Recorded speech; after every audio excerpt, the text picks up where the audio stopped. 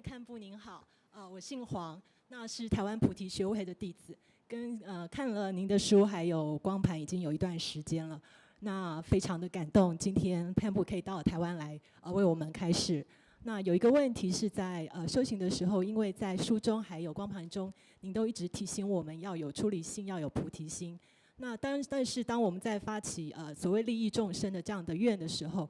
常常会有个迷惘，是我们觉得作为大圣弟子，好像我利益众生的目的是要让大家能够了解所谓脱离轮回的苦处，或是让他们知道佛法的好处。但是对于其他的一些可能没有接触佛法的这些人们来说，好像他们的利益并不是这个，他们可能要的是其他的世间上的利益。那如果我真的是按照他们的想法去利益他们的话，好像又助长了他们的贪嗔痴。所以在这个方面，可不可以请看师告诉我们，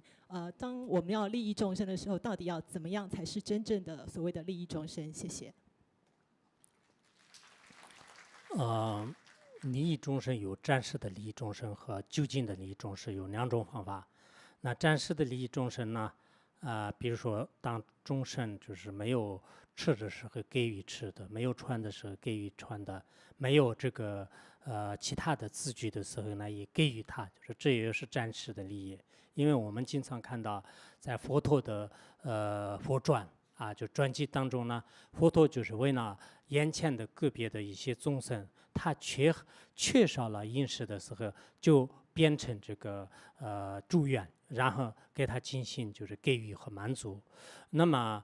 这也是我们的一种这个方法。当然，最究竟利益方法的话，实际上并不是金钱、地位、财富，最重要是我们确实在这个三界轮回的苦海当中呢，要获得真实的解脱，就是这个是最重要的这个利益众生的一种方法。当然，我们要想利益众生，可能是要有一种具体的问题具体分析，有一种三角方面来去观察，我这样利益众生呢，对这个人有没有害处？如果没有害处的话呢，哪怕是我暂时的利益帮助他，也是比不帮他不做任何事情自私自利的这种恶行笃行呢，还就是好得多。所以我要去做。如果我这样去利益众生，确确实实是增长他的贪嗔痴让他的贪心就是贪得无厌，让他的嗔恨火焰呢始终是没办法熄灭。那这样的话呢，我不如这不叫是利益众生，就是这叫做是